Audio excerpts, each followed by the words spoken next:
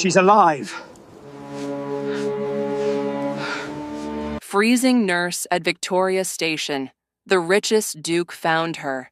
Their love story shocked London. She had saved 11 lives that winter. Not one person stopped to save hers. The snow had been falling since midnight, burying London under a silence so thick it felt like the city had simply decided to forget certain people existed.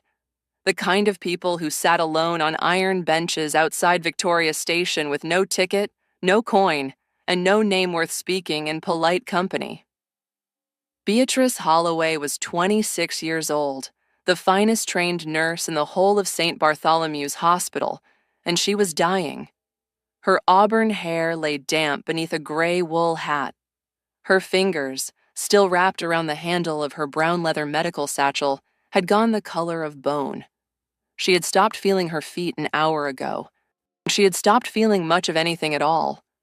Around her, the crowds of Victoria Station moved like a river parting around a stone, purposeful, indifferent, utterly unbothered by the young woman slumped on the bench as though she were simply sleeping. She was not sleeping. 3 weeks earlier, Beatrice had walked into the office of Dr. Harlow Vane, chief physician of St. Bartholomew's, and made the catastrophic mistake of saying no. No to his hand on her waist. No to his suggestion that a woman of her background ought to be grateful for whatever attention a man of his standing chose to offer. She had said no clearly, firmly, and without apology. By morning, her name had been removed from every hospital registry in London. By the following week, every private household she approached for nursing work had received an anonymous letter describing her as unstable, dishonest, and morally unsuitable. Dr. Vane had not raised his voice once. He had simply erased her. Now London was finishing the job. She felt the cold pulling her down like deep water, and she thought distantly that it was almost peaceful, the way suffering eventually became quiet. Her grip on the satchel loosened. The gas lamps above the station entrance blurred into soft orange halos. The last coherent thought that crossed her mind before the darkness took her was not of her mother, not of her training, not of the 11 patients she had pulled back from the edge that winter. It was a single, furious, devastated thought that it should end like this, here, for nothing. She did not see the man in the dark overcoat stop. Alistair Vexmore, the Duke of Stonehaven, had not intended to be at Victoria Station that evening. He had come to collect a package from his solicitor's courier, and he had every intention of being back in his Mayfair townhouse within the hour, in front of a fire, with a glass of brandy and no further obligation to the world. He was 34 years old, possessed of the kind of angular, severe face that made people across ballrooms decide quickly whether they admired him or feared him, and he had long since stopped caring which way they landed. He was 3 steps past the bench when something made him stop. He turned. He looked. He crossed back in 6 rapid strides and crouched in front of her, one black-gloved hand going to her cheek.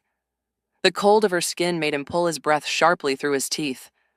"She's alive," he said to no one in particular, because there was no one paying enough attention to hear him. He took her up in his arms, satchel and all, because even unconscious her grip had not entirely released it, and he carried her through the falling snow to his waiting carriage, and he did not put her down until she was inside it. She was placed in the finest guest room of Stonehaven House by midnight, with a fire burning high, and his personal physician summoned from across the city at considerable expense and considerable volume. While Dr. Pemberton worked, Alistair stood in the corridor outside with his arms crossed and a feeling in his chest he couldn't quite name. Not pity. Something more unsettled than pity. When Pemberton emerged and confirmed she would survive, Alistair permitted himself to breathe again. She was unconscious for nearly 18 hours. During that time, Alistair did something he would later pretend was merely practical. He opened her satchel. What he found was not what he expected. 3 letters of commendation, each signed by a different senior physician, each describing Nurse Beatrice Holloway in language that bordered on reverence. A certificate of advanced training, A pressed list of patients' names in her own handwriting with notes beside each one. Small, careful reminders. Window open in morning. Dislikes the smell of camphor. Frightened of needles but won't say so. He read every page twice.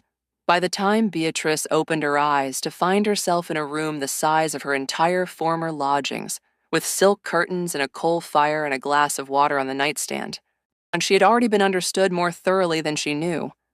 She sat up. She reached immediately for her satchel. "It's on the chair beside you," said a voice from the doorway. She turned. The Duke of Stonehaven filled the doorframe with the particular ease of a man who had never in his life needed to make himself smaller for a room. He was watching her with an expression she couldn't immediately read, composed, careful, and something underneath that she didn't have the energy to examine.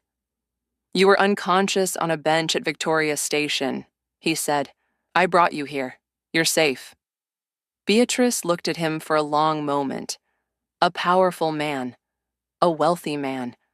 A man who now knew her name, her history, her commendations, and presumably her humiliation. Every instinct she had built over the past 3 weeks told her to thank him and leave before he could use any of it against her. "I need to go," she said. "You need to eat something first," he said, "and then I have a proposition I'd like you to consider. My mother is unwell. Her current physician is competent but disengaged, and she has declined steadily for 3 months. Based on what I read in your satchel, which I will apologize for, though I won't pretend I regret it, you are more than qualified. The position is live-in, the salary is significant, and no letter from Dr. Vane will reach you inside this house." She stared at him. He said Vane's name as though he already knew the shape of what had happened, and offered no commentary on it, no judgment, no pity, simply acknowledged it as a fact and moved past it. It was the most dignity anyone had shown her in 3 weeks. She hated how much that undid her. "I'll eat something," she said carefully, "and then I'll listen." She stayed. Lady Dorothea Vexmore was not what Beatrice had been prepared for. The Dowager Duchess was 71, iron-spined, sharp-tongued, and approximately as welcoming as a closed door in January. Within 48 hours of Beatrice's arrival, she had summoned Alistair to her rooms and informed him that she would not be attended by some common girl dredged up from a train station bench, that the appointment was an embarrassment to the family name, and that she expected the matter corrected by morning. Beatrice, who had been listening from the corridor, not intentionally, but the Dowager carried her opinions at considerable volume, straightened her back, walked into the room uninvited, and spoke before she could lose her nerve. She told Lady Dorothea her qualifications. She told her the specific errors the previous physician had made in her treatment, and exactly how she would correct them. She told her that she had not survived what she had survived to be dismissed without a single day's trial, and that if after 1 week Lady Dorothea wished her gone, she would leave without argument. The silence that followed was spectacular. "1 week," Lady Dorothea said finally, "and you will stay out of my way when I am not in need of medical attention." "Completely," Beatrice agreed. Alistair, who had arrived in the doorway just in time to witness the whole exchange, said nothing. But she caught the expression on his face as she passed him in the corridor, a flash of something warm and startled, and she filed it away in the part of herself she was trying very hard to keep locked. What followed was not a swift thaw. It was slower than that, more grudging and considerably more interesting. Lady Dorothea did not warm to Beatrice so much as she ran out of reasons to resist her. It happened in accumulated increments, none of them dramatic on their own. The first was medical. Within 10 days, following Beatrice's adjusted treatment, the Dowager was sleeping through the night for the first time in months. She did not thank Beatrice for this. She simply stopped complaining about her presence in the mornings, which amounted to the same thing. The second was a Tuesday afternoon when Beatrice arrived for the regular afternoon examination and found Lady Dorothea attempting, with considerable frustration and deteriorating dignity, to reach a book on the upper shelf of her sitting room bookcase. Beatrice retrieved it without comment and set it on the table beside her chair. Lady Dorothea looked at the cover, then at Beatrice and said with great suspicion, "Have you read Middlemarch?" "3 times," Beatrice said. A pause. "Sit down, then," said Lady Dorothea, "and tell me what you make of Dorothea Brooke, because I have been arguing with my late husband about that woman for 20 years, and I find I am not finished." They talked for 2 hours. Lady Dorothea disagreed with nearly everything Beatrice said, but she disagreed with the focused attention of someone who finds the conversation genuinely worthwhile, which was, Beatrice had come to understand, the highest form of respect the dowager knew how to offer. After that, the afternoon examinations regularly ran long. The third shift was quieter still. One evening, passing the dowager's sitting room on the way to her own, Beatrice heard a sound she didn't immediately recognize. Thin, careful, and slightly out of tune. She stopped. Through the half-open door, she could see Lady Dorothea seated at the small piano in the corner, playing something slow and old with the concentrated effort of someone returning to a thing they had set down too long ago. She was entirely alone. She did not know she was being heard. Beatrice stood in the corridor for a moment and then walked quietly past. She did not mention it the next morning, and neither did Lady Dorothea, and somehow that unspoken agreement became its own kind of intimacy, the understanding that some private things can be witnessed without being taken. And then there were the evenings in the library. Alistair had a habit of reading after 10 o'clock. Beatrice had a habit of checking the reference texts after her duties were finished. These 2 habits created a problem, which was that they kept finding themselves alone together in a room full of firelight and silence, and the conversations that started as professional courtesies kept becoming something else entirely. One evening, she pulled a book from the lower shelf and found the margins covered, every page dense with penciled notes, questions, underlinings, whole sentences of argument conducted in the white space beside the printed text. She turned to the frontispiece, a child's handwriting on the inside cover, careful and slightly uneven. Alistair James Vexmore, aged 9. "You did all of this?" she asked. He looked up from his chair. When he saw which book she was holding, something moved across his face briefly and was contained. "My father and I used to read aloud together," he said, "every Sunday evening from the time I was old enough to follow the words. I would write down whatever I didn't understand, and he would explain it the following week." A pause. "He died when I was 19. He reached over and took the book from her hands. He closed it. He set it on the table beside him and did not open it again that evening.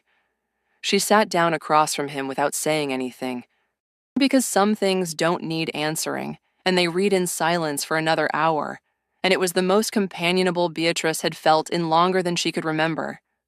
She reminded herself, walking back to her room that night, that this man held every advantage over her, that she was employed in his house, that the last powerful man who had shown her particular attention had destroyed her life without a second thought.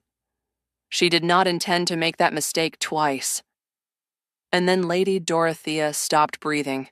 It was 2 a.m. Beatrice was awake by some instinct she had long since stopped questioning, and was at the dowager's bedside within minutes of the first sound. A strange, strained silence where breathing should have been. Severe respiratory obstruction. She had seen it once before, as a student, and she had watched the patient die while the physicians debated the appropriate course of action. She did not debate. What she did over the next 11 minutes, alone in near darkness, with instruments from her satchel and the absolute focused stillness of someone who has chosen, in the most fundamental sense, to be a nurse, was not something she could easily describe afterward. But when Alistair arrived at the door, roused by some instinct of his own, Lady Dorothea was breathing again, slowly, carefully, but breathing. He stood in the doorway looking at his mother's chest rising and falling, and then he looked at Beatrice kneeling beside the bed with her sleeves rolled to the elbow, and something in his face broke open entirely. The following morning, Lady Dorothea woke, looked at Beatrice sitting beside her, and said, "I suppose you'll be insufferable about this." Then she reached out and pressed her hand once, briefly, and let go. That was the closest the Dowager Duchess of Stonehaven had come to saying thank you in 40 years. Everyone in the household understood it perfectly. A week later, Alistair found Beatrice alone in the garden. He told her that what he felt for her was not gratitude or obligation or charity. He told her it was the realest thing that had happened to him in longer than he could remember. He told her he loved her. She listened to all of it with her hands clasped and her throat tight. "I don't know how to trust this," she said finally. "Not because of anything you've done. Because of everything I know about what happens when men with power decide they want something from women who have none." "I know," he said. "I'm not asking you to trust me yet. I'm asking you to let me earn it." She didn't say yes. She didn't say no. She walked back inside with her heart in pieces and her head full of the particular agony of wanting something and being terrified of it in equal measure. What happened next arrived in the gossip columns 3 days later. Her name, his name, the nature of their arrangement rendered in the salacious shorthand of London society journalism. And then, within 24 hours, a visitor, Dr. Harlow Vane, well-dressed and pleasant-faced and utterly without conscience, presenting himself at the front door with a carefully worded threat, dressed up as a social call. He would be attending the Ashworth ball at the end of the week. He felt certain that a public conversation about Nurse Holloway's history would be of great interest to those assembled. He left smiling. Beatrice told Alistair everything that evening, the full account, from Vane's office to the letters to the bench at Victoria Station. She told it flatly, without performance, watching his face. She was prepared for the careful recalibration she had seen on men's faces before, when inconvenient truths arrived, wearing a woman's story. His expression did not recalibrate. It went very still and very cold, and he said, "You will attend the Ashworth ball. You will stand beside me, and you will not face him alone. Not any more." The Ashworth ball was London's most attended event of the season. Every titled family, every prominent physician, every gossip columnist and self-appointed arbiter of proper behavior was present. Beatrice arrived in a deep navy gown, her chin level, her hands completely steady, and her heart hammering so hard she was distantly surprised no one could hear it. Vane made his move within the first hour. He was good at it.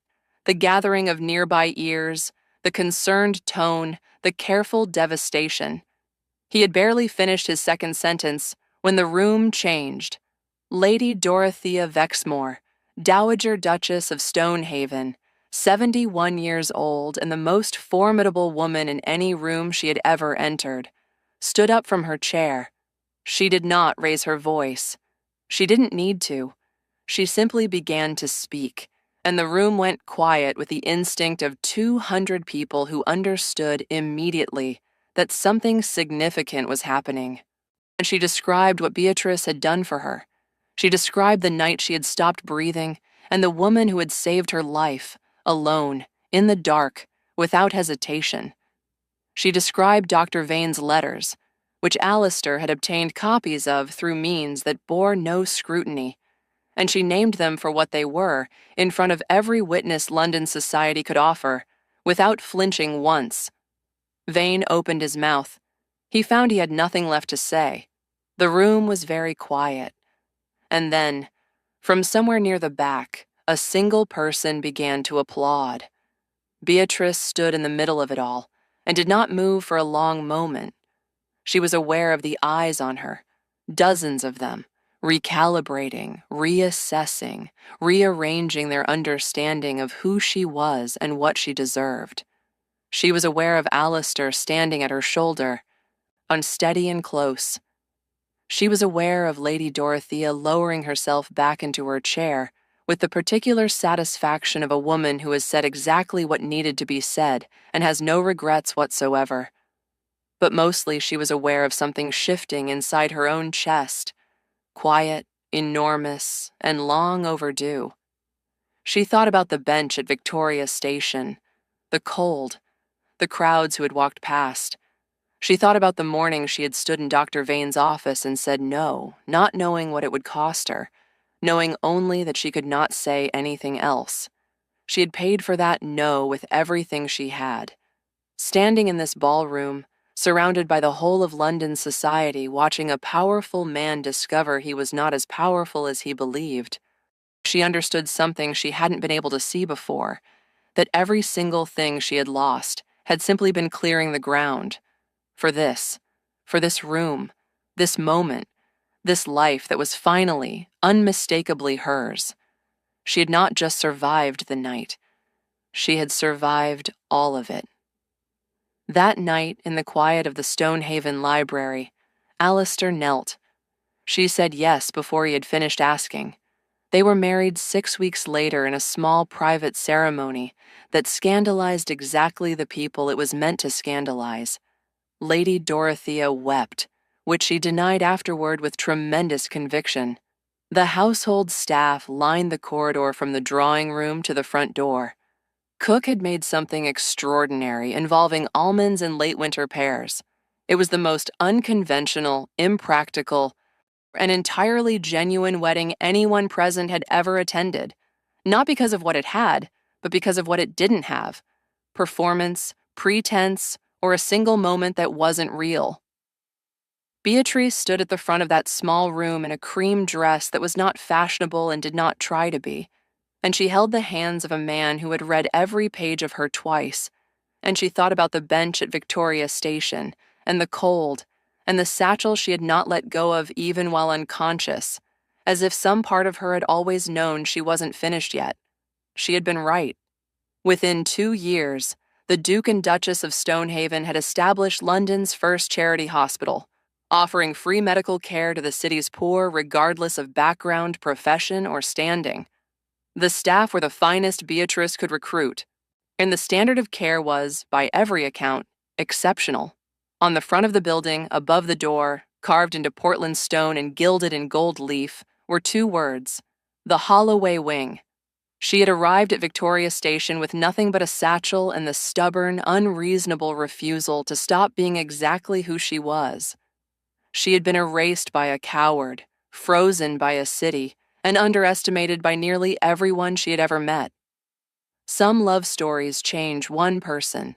This one changed a city. Before you go, drop a comment and tell us where in the world you're watching this from. There is something extraordinary about knowing that a story set on a snow-covered bench in 1890 London is being watched right now in cities and towns its characters could never have imagined. We are always moved to see where these tales land.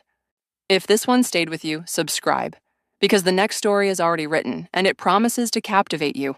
We think you'll want to be there for it.